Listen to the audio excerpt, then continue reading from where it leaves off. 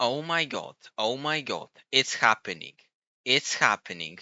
They're reworking Cymanti in the new update. On top of that, they're actually buffing weaker tribes.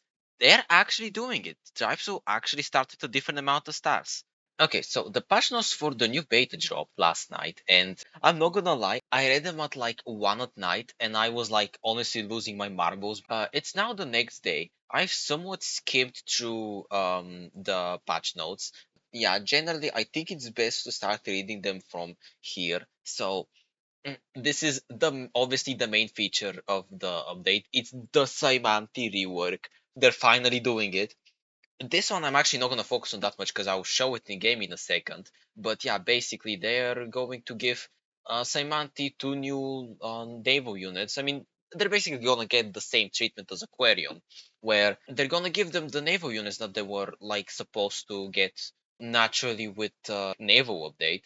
And yeah, by giving them these naval units, they're also going to rework other parts of the tribe. So out of this, I'm going to highlight one particular change. Fungi now start at level 0. They will also decrease whenever they step on by an enemy unit, which that's not necessarily important. It's just like, again, one interesting new feature that they're adding. That's actually pretty interesting, but I'm assuming what this means is that when you place a fungus, it's gonna start at level 0, right? Before start at level 1, and it will give you population. By starting at level 0, I'm assuming that that means it doesn't give you population. Which means that, I mean, well, I'm not sure. This honestly may be too big of a change, because like that would make Cymanti like so much slower in every single mode. But in particular, yeah, it will make them no longer like the ultimate mega busted tribe in small drylands maps. I guess another change though, hexapods have been nerfed from 3 to 2.5 attack, which another very significant thing. Honestly, I don't even think it was really necessary next to this nerf to the fungus, but you could justifiably say it's reasonable too. The hexapods were also pretty busted, so now they're actually going to have 2.5 attack, and they're going to get 3 when they're boosted. Which, yeah, like I mean, 3 attack hexapods are still pretty strong, but like yeah, I mean, Hexapods no longer like one-shotting riders by themselves. I think it's such a massive change. Like, I'm not sure exactly how good Saimati will be after these changes, because I'm not sure that these units are gonna make them that much better. They're obviously gonna be way better on water, but we'll see. Anyway, there is actually way more things to explore here, but I'll read them later because these are the things I'll show in game. Other than that, some like soft reworks to Polaris. I guess let's read these two. So glide now is gonna be giving you one extra movement instead of doubling movement. So ice will not be nearly as good as roads. Which I'm not sure if I like this, but it to be fair probably doesn't matter that much for most maps, except for maybe Archipelago. In Archipelago, I think this reduced movement's a super big deal when the land's like already very, or rather the water, so the ice you're gonna have is very contorted by the land you have that's generated in between it, and sometimes you really need the movement. And honestly, currently in Archipelago, Polaris is really frustrating to play against because like there's as soon as they get the sleds, they can immediately reach like most places on the map. This will make it kind of a lot more, a lot less frustrating to play against. On Waterworld, I feel like this is not that notable, which is where they're actually the best at. But I mean, hopefully some of these nerfs make them like kind of more competitive with Kiku. Anyway, right, let's start with some other ones. I think actually one of the main things is this: attacking a frozen unit will unfreeze that unit. That's a very notable thing. Like now, Polaris won't be able to just like basically auto kill like any big unit that they just managed to freeze with a single Mooney. They can still effectively like deal with one large unit. They can still effectively just automatically deal with giants by freezing them indefinitely. But now they won't just get to like damage them for free and eventually kill them, which is very nice. I guess because of that nerf, ice archers have been given one attack, which I guess is nice. Ice archers were weird. They're kind of like simultaneously better and way worse than a regular archer, obviously depending on circumstances. This I think would make them. I mean, now with this freezing change, this would make them probably just kind of okay. The one thing that in here that sounds craziest to me is ice fortresses now have escape and static trait. So static means that it can't be promoted, which that doesn't really matter. That already happened very rarely, but I guess we now won't be able to have a 25 HP unit in the game. But the main insane thing here is they have escape, so they can move around like riders, effectively, right? Like riders that have range as well, right? So ice fortresses are now basically tridentials, old tridentials, which is really strange. Honestly, I almost don't feel like it's too fitting for them. Like the ice fortresses are kind of meant to be like slower, the slower Polaris units. I feel like they did kind of need a buff because yeah, they're currently they're just like kind of too expensive to train. The only time you're gonna train them is like in the uber late game when you just have like almost infinite stars and you can afford them. In that case, they're actually useful. I've made a video on that already. So yeah, like they're actually more useful than some people give them credit for. There is actually points of the game where you do want to train them, but basically at all points of the game other than like the omega late game, they're just too expensive at 15 stars for what they really are. And yeah, now they have escape. Like I do think they should have been buffed, but I think they should have been buffed by like making them like 10 stars or so. 10 stars would have been fair, right? For the ice forces. Now they have now they're effectively all tridentians with basically one extra point in attack and one extra point in defense. No, actually, two extra points in defense, right? They have three defense. So mm, they actually sound like crazy now. I guess Polaris is being nerfed and they're still 15 stars, but like, I don't know, I have to see how this plays out.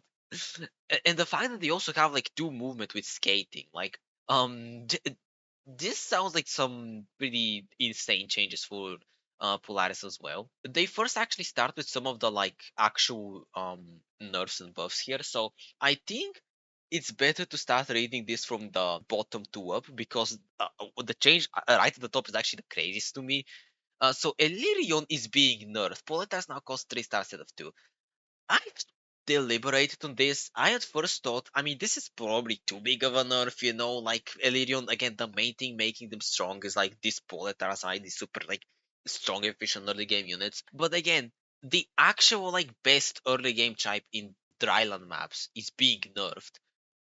Like Illyrian would probably be now just the best type in the game, like everywhere. Like Illyrian is effectively already the best type in the game in basically all game modes, but again, very small dial maps where Cymanti is on average better, and maybe like some I guess water world maps, right? Obviously something like that, like very niche maps, like archipelago, right? Something like that.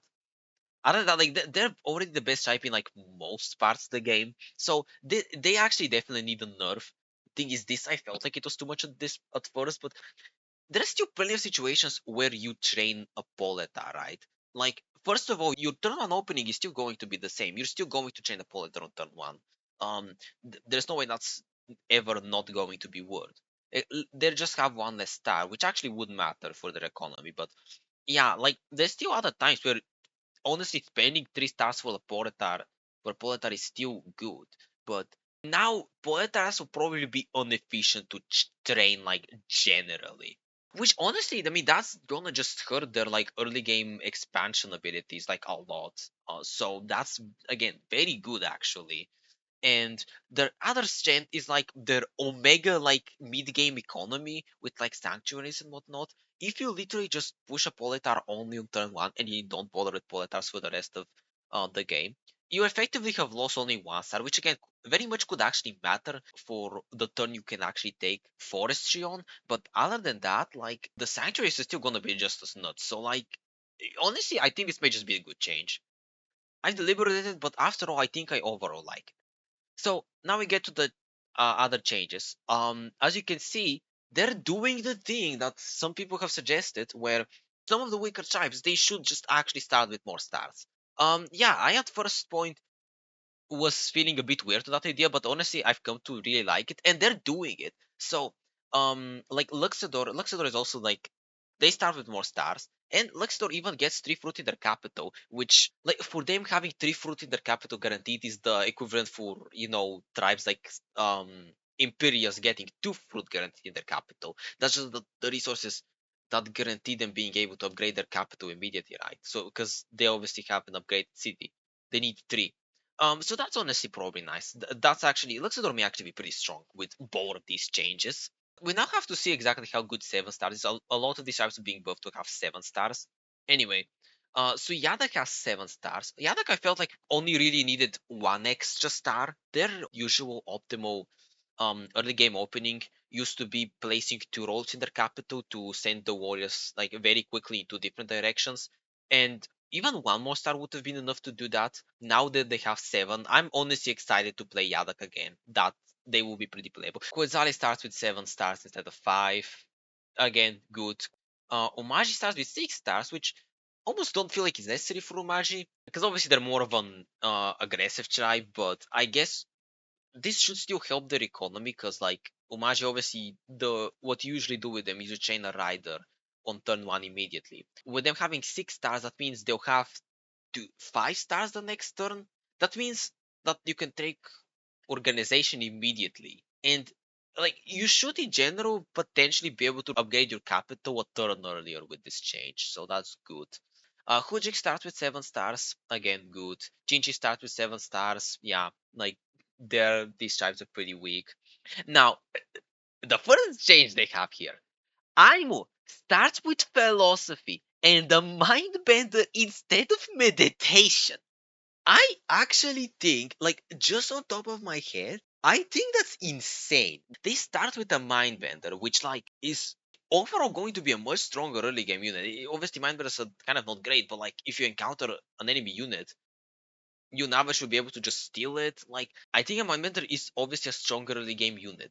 The really insane part about this is like the main reason you obviously play Aimu is to get philosophy to discount all your decks, right? And the way you usually get philosophy is like it usually happens after you take your first 2 cities, right? You have your capital. Usually you save up to upgrade your capital by the time you capture your first village.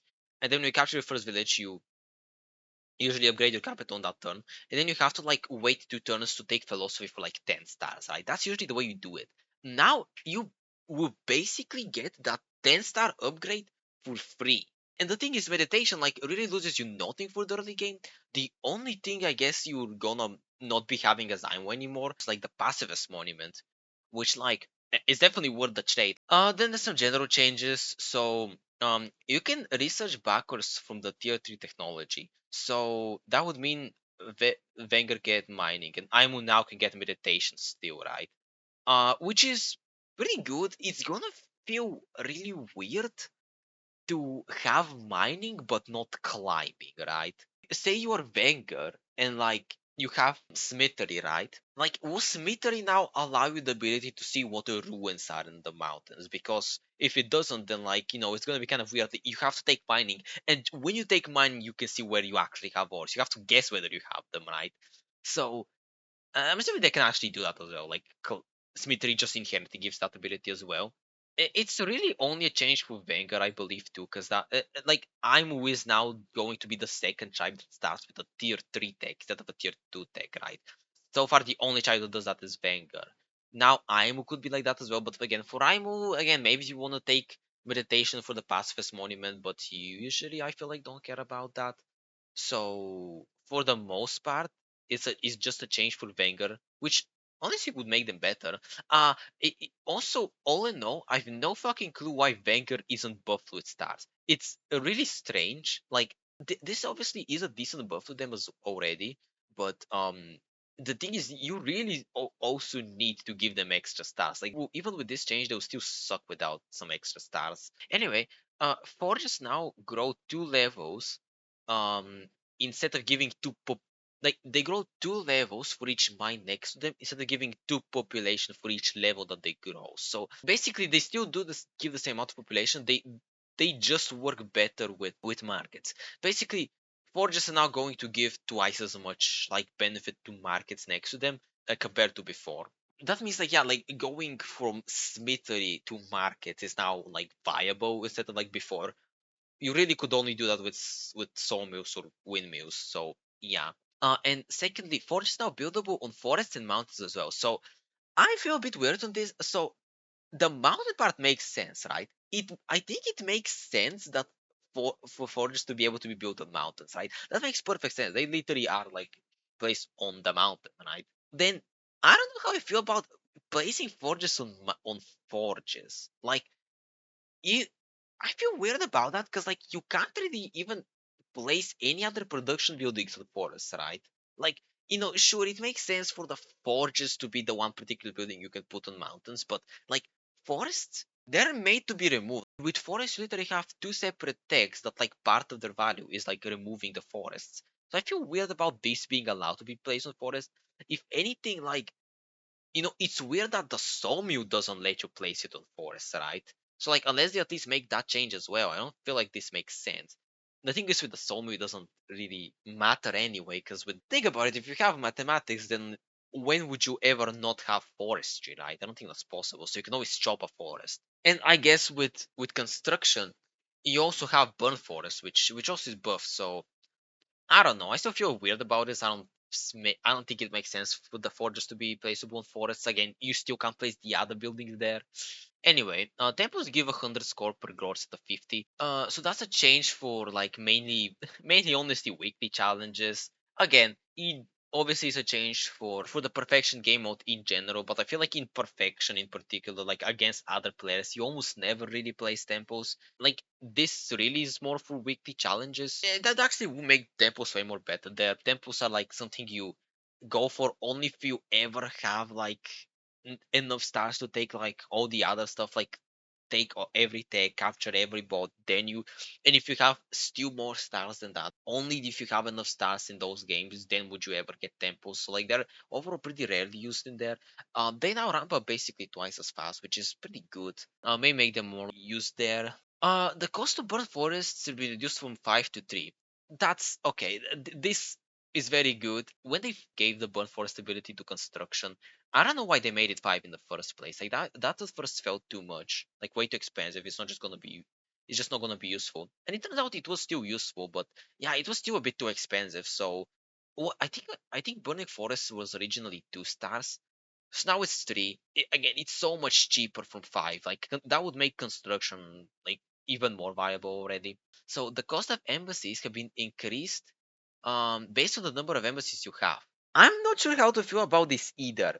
Right, your embassies cost 5, but presumably when you give someone an embassy, the next one will be more expensive. They don't say by how much. If it's something like 1 star more expensive, that's kind of fine. It's not gonna be that big of a deal. But like if they ramp up by something like 2 stars, I don't know if I like this. Like, so I'm not sure how much the diplomacy and embassies like really need to be nerfed. Like it that is effectively the quickest way to actually like ramp up like start production in the early game. It's by far the quickest and most efficient way. Mainly if the other people sign peace with you, but like I don't know what sensible player wouldn't. And even if they don't, they're still pretty. Even not even the base embassy without like even having peace with the player, it's actually still pretty decent way to ramp up stars. So I don't know, a nerf is kind of reasonable, but like I also feel like it's not really necessary.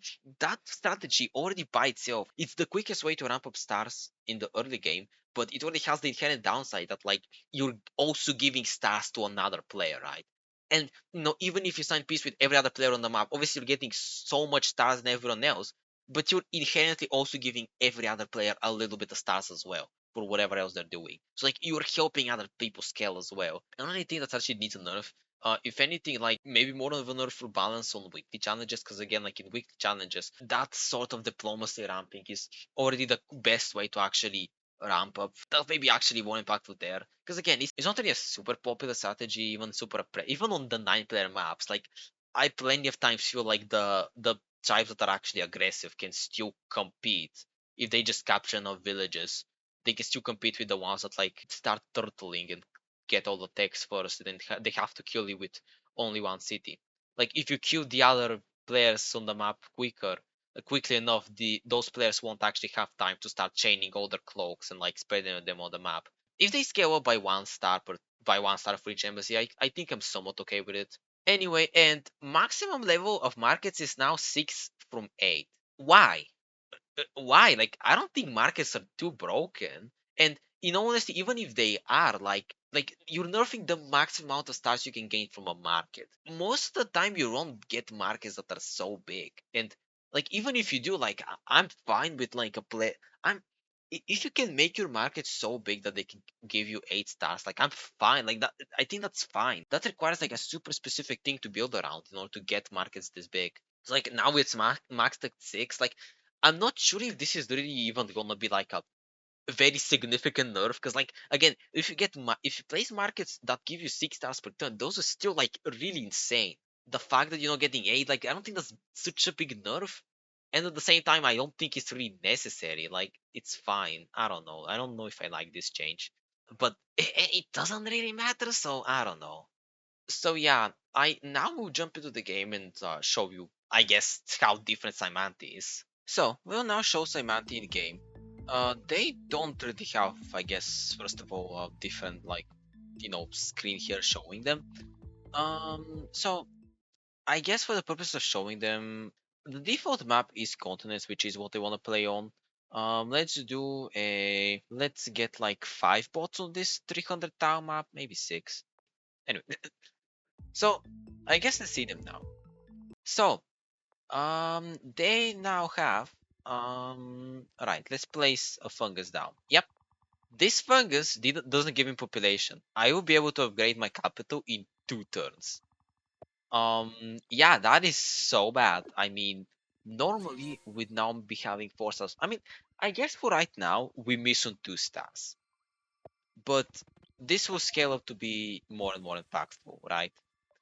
So I guess we'll just explore with this. But yeah, so there is actually some changes that. Oh, I guess my next widget here.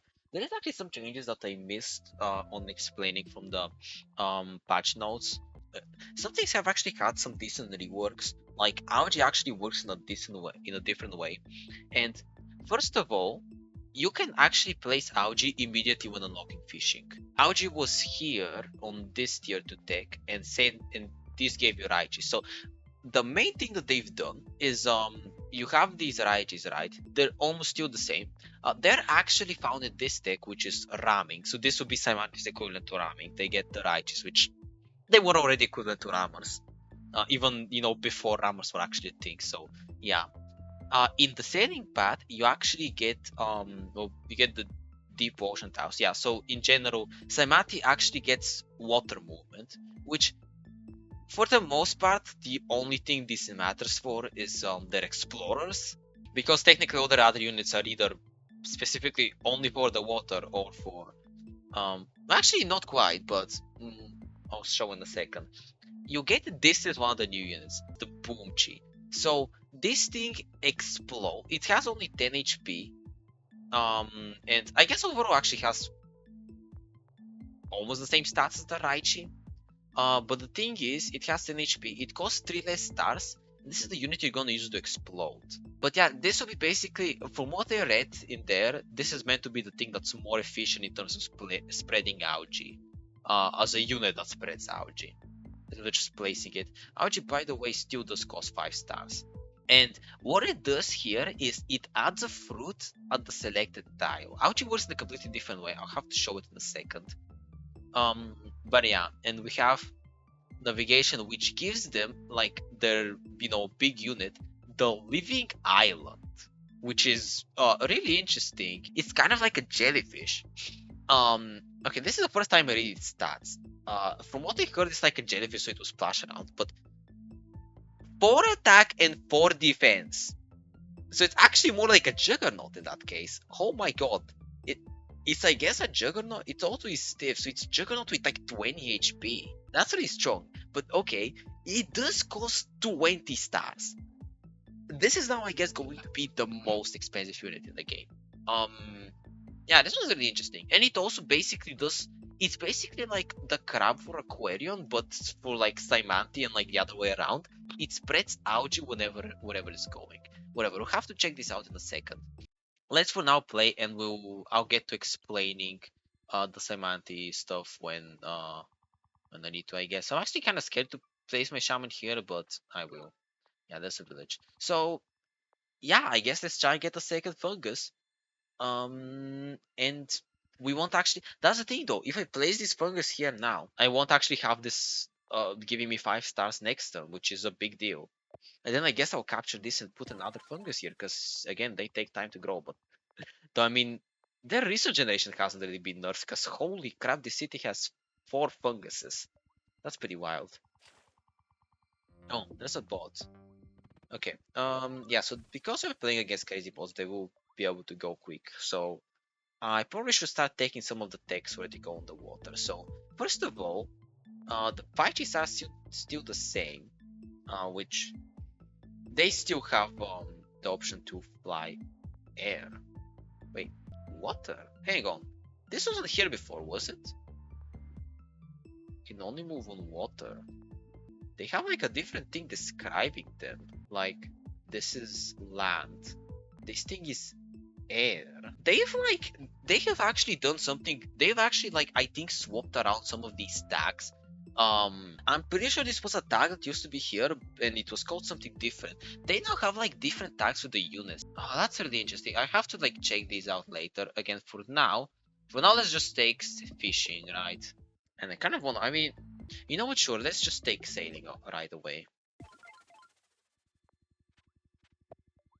We meet Kujik as well. But Tumaji has placed their warrior here, which is a bit unfortunate for us. I'm tempted to take an explorer here. Yeah, sure, let's do it. Oh my god, their explorer is a fly. Oh, that's cool. That makes sense. I don't feel like it moved over. It may be just like coincidence, but I'm pretty sure it specifically stopped it moving at deep ocean, on the deep ocean tile, even though I should have just had it. So I guess that could be a coincidence for now. Okay, the explorer being a fly kind of actually makes sense, like how it can like travel, yeah, through the water. But okay, I guess we can try and train the boomchi here. I read them with an extra B in the freaking like thing, and now I'm just gonna remember them like that. I guess we can maybe afford to move the shaman forward. I guess let's just train a warrior here and a warrior here. And may have to spank Hujik a little bit. All right, let's do this for now. So they're fighting like Aquarian here, and Aquarian also has a Tridention. That's scary. Does Hojik like us? Well, the Hojik actually kind of likes us. But we're gonna have to kick Homage off the continent. Let's go for Starfish. Oh, hello there. So we can already explode this, I guess. But I feel like it's probably not a good idea. Anyway, now I think we just chain more stuff here. And honestly, I'm not sure.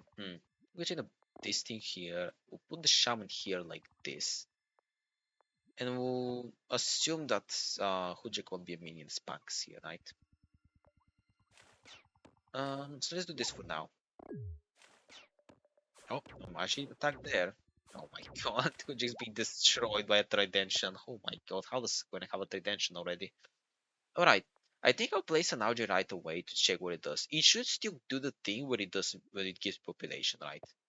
So, well, okay. I guess what it does now, the algae doesn't give you population, but the algae places a fruit here. So you also are going, if you want to get the population from algae, which I mean you do, you're actually going to need to now get organization first, which isn't like super big problem with Cymanti, but it could be, yeah. Currently I can't actually get my population, so that's annoying. Hang on, alright, so I'm gonna boost this and run it forward. Let's, I guess, first do this. Oh yeah, god damn it, these don't actually have dash. No, they do have dash. Wait, it has zero range. This unit has zero range. What does that mean? Wait, so is this unit effectively only able to exploit? Why does it have dash then? It doesn't. Why does this unit even have dash if it can't attack? Is it only able to explode? Is that like the only thing it can do? That is kind of what the concept of it that I read there. We can siege Hudrek. I should probably do that. I should get an extra city there. They kind of like us, but I think we just stack them. Can just get a city for free effectively. And I'll just even hit the warrior, even though it's a defense bonus, so whatever. Alright. Wait. Something should. Alright. Yeah, Quinn is gonna get that city.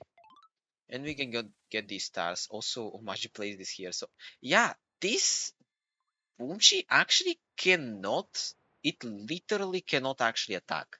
I don't want it to explode the starfish right now, but Let's have it. I'm assuming it should still be able to harvest the ruin though, right? I would think it still can. I guess I can maybe explode this one. So it does have 3 attack. So that is something. How much damage does the 3 attack explosion do? Well, I guess a 3 attack explosion does like the equivalent of a 2 damage attack. Yeah, I currently really need organization, so I'm just gonna grab it real quick. And I'll capture here. And hope Quarian won't like attack us, because if they do that, that will actually be pretty bad for us. Let me train a warrior here and start maybe trying to spread algae towards we'll eventually try to start spreading algae towards Omaji. Yeah, but let's just do that for now. Something else attacked over there, I guess. Give us a fungus. Alright. Okay, Aquarian did not attack us yet. Alright, city. Oh! Cymanti will now get Raichis out of the ruins as their like units. I think they used to just actually yeah, Cymanti used to be able to get Ramos out of these too, which also didn't make much sense. Yeah, so these can still actually harvest stuff. But yeah, let's harvest all of these in order to take border growth here. I kind of want to take navigation and obviously harvest the starfish. That's also I feel like a good deal. I think we can move this here and just explode it. So yeah, and as you can see, this actually put algae in the port. And this algae actually has funguses on it right now. I don't know, they use some specific wording in the patch notes. I think they call something like the port an improvement to a terrain, which would mean that's basically like placing a building there, which means that's your only improvement you can have to that terrain. I mean, now the algae is now an effect on that terrain. So it will basically be something that's like an extra effect, I guess. I don't know, it's hard for me to describe it, but yeah. So currently I think in order to attack Umaji, I'm gonna need to place some like extra algae or something. I don't know. This, in all honesty, does still feel very slow and clunky. Like Cymanti is still gonna have a lot of problems to get to the water. Like I'm not really sure what to do here. Like, should I try and like fill a bridge to here and then just like send warriors towards them, or should I? Well, currently maybe we should first save up for um navigation. You know what? Let me just do that first. Um. No. Okay. Gwen is attacking us, so they also already have the Gate of Power. Yeah, that's great. Alright, let me take navigation now, and we can chain the living island. In fact, maybe that's the first thing we try and do. Another thing, another chain, and this one also a big one. Units that explode can now be exploded even after they've used an action like attack or like harvesting something. So after this thing, harvest and destroy it, I can now explode it, which I will do. And yeah, it also spread fungus, interestingly enough. This fungus got here because a poisoned ship died on it, right? That's how fungus spreads. But it also spreads fungus by itself? I thought it was supposed to spread fruits. Whatever. Now I just have a land bridge towards Omaji. So I can try and just go that way, I guess. For now I won't chain this because it's super expensive. So let's just train a warrior. Anyway, down here, I mean, I get to now smack that attention. They placed it in a really stupid spot, so that's nice. Anyway, not sure what to do with this Raichi. I guess let's see. Oh, there's an empty village here. Alright. Now we'll save the stars. So let's have this. Okay, game. I wanted to click on. I clicked on the village, but the game felt like I clicked on the town next to it. But we do mean Zebasi, which is helpful. Maybe we can attack them. I don't know. Do I want to attack them? Yeah, maybe they don't like us. Yeah, I guess let's just try and use units towards Omaji to just murder M. And yeah, we can even step here because this has algae. I can get a living island already. That is interesting. I guess I'll attack them and demonstrate even more. So if I do attack them, the thing is the Raichi doesn't have explode anymore. Now the Boomchi is the unit that you need to use to actually explode to the collateral damage, poison, spread algae. The Raichi can't do that anymore. It's effectively just a rammer now. I'm not sure. Maybe I take riding or I take actual ramming. I start changing these. I mean, realistically, what would be better? Like, right? You think ramming would be better? Maybe. For now, I will take the new hex balls. Let's try them. Like, how good the new hex spots are going to be. Let's chain one here and we can start boosting these. Maybe even, and yeah, we'll chain one here as well. Alright, for now we'll do this. Omachi actually has more units. There's our gate of power. Omachi can almost kill that. That's great. I do prefer the Hidden City. Ooh, Quetzali gives us an embassy and suggests peace. Okay. Quetzali really like us. I think they're at war with Aquarium, probably. Because I did see a unit smack Aquarium here at some point, so this I think can help me siege this city right now. But I think I'll have to still hit everything. No, okay.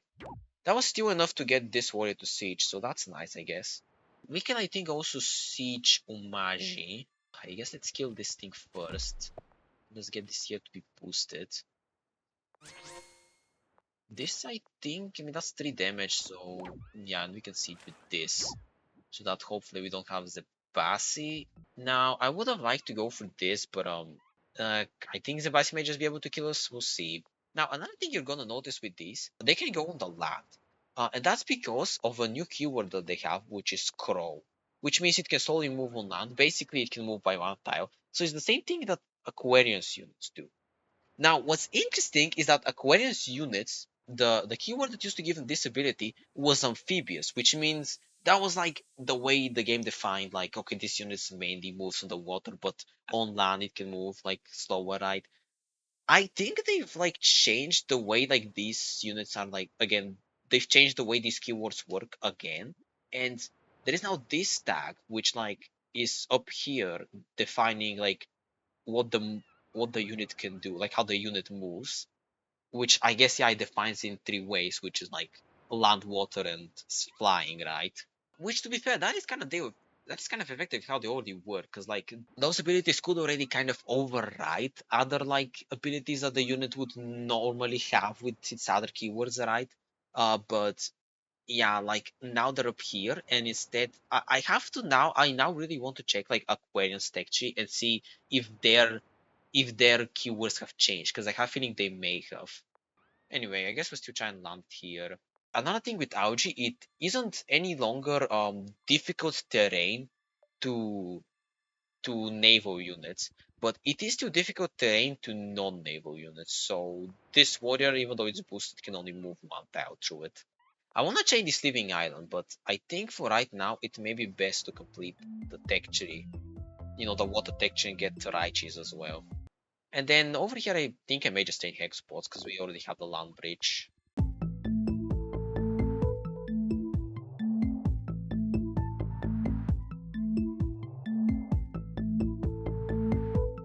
I think we can probably siege Aquarium now. I guess. Ooh, guess they'll just place it here no matter what. Yeah, so that is like right here. Ooh, I guess one thing with Crow units, yeah, if you place a unit with Crow on the land, it doesn't even have dash though. So I guess it's the same as like units with skate, right? If you don't place them on ice, they effectively even lose dash abilities and things like that, right? If they aren't skating, they lose all their other abilities as well. Effectively, is the way I interpret it. All right, let's do this. This is now the perfect time to place this, the living island. So, okay, first thing first, it immediately doesn't. It's not like a jellyfish. It won't like automatically do the splash damage around it. It has stomp, right? So it is a again even more like a juggernaut. Yeah, 4 defense makes it like what? It takes 2 damage from these. Yeah, that's still kind of bad. And okay, let me try the new funny unit. I wanna try this one. Alright, so now we can start checking out. This thing covers things with algae, and this algae will be fruit, I guess. It won't spawn funguses, so I guess that's that. Okay, I'm noticing another new action, which is a restore or remove. I read it as remove the first time. For now, I shall not really do it because I'm pretty sure it would like, waste an action, but it seems to be an action that you can do with specifically aquatic units. And if I had to guess, it removes an algae. It's like aquarium where you can fill up the terrain, right? This thing, I'm assuming you can actually remove algae, but it's probably meant to be for obviously tribes for the other tribes playing against Cymanti. So I won't do that action yet. maybe we'll see towards the end. All right, so I'm in the process of trying to take all the text so that I can showcase everything. And I've just managed to get to Cymanti's trade. So this is what I wanted to showcase. The Clottes has actually been reworked. I already mentioned that it's not it's not even placeable on the water funnily enough anymore. It's not like used for water like farming, it's not like connecting land or something. It now actually works basically like a windmill for Cymanti. You can now show this forest because I already have forestry. Um, you now place it next to funguses and it ramps up with the amount of funguses you have. That's how it actually works now. So it's like a fungus farming method rather than anything. Which yeah, is pretty great. And yeah, it does cost 8 stars. I don't know. It's still worse than a regular. Well, I don't know. It works like a windmill, but you obviously need some markets based on. So maybe that's why it costs more. But it's hard to say. Also, yeah, the Clotus also poisons units separately. And also, by the way, another thing with poisoned units is that like they also got decreased movement, which I haven't even really checked, and haven't really seen how exactly decreased they are. Okay, I just about right now noticed that I think I am actually done showcasing like everything new for Cymanti, unless I've missed something small, but I think this is actually about the last change that I needed to mention, and I've just played around with the bots trying to take everything, but like I don't think there's been anything else changed. I'm pretty certain. So I think this will be where I need to end this. Yeah, I mean, as you can see, I'm destroying the boss. That doesn't not necessarily means anything. Unlike the Aquarian change, I'm not really certain how much I can tell about whether Cymanti will be better or worse here, like in terms of the water. I mean, for the water combat so far, I've noticed I do think it'll probably be better. At the very least, they will definitely be way more fun to play. That's for certain. They'll have so much more actual strategy in terms of how they spread on the water and things like that. But yeah, whether they're better or not in general, I'm not even certain because even if they have like better units for the water and their algae works more beneficially, even with that, they're still just gonna be so much like their early game is still like very badly nuked from these funguses. A lot of times through the video, like you may notice that it was like honestly hard to like start placing these funguses down just because it takes them so long to start giving you population. And yeah, that wasn't really bothering up until around when I took these actual clotuses, and that's where I've spammed a bunch of funguses here. Overall, I think Cymanti will probably be stronger for the water, but basically just that, because I am thinking that yeah, they'll definitely struggle in general. We'll have to see. The thing is with this patch, I not really sure how to even evaluate all the changes and all the balances, because for a patch like this, you kind of need to actually play these against other players in order for you to figure out how good everything will be. Anyway, we'll see how long this beta actually lasts for. The previous beta where they reworked Aquarian actually lasted for like, I think multiple months. And back then they had to rework effectively only one tribe. Now they kind of have to rework multiple. But yeah, basically, I won't have time to actually make videos on this game in the next few weeks. But if the balance patch actually lasts a little longer, then I will make some more videos on the beta and test out all the different types as well. But anyway, for now, end the video.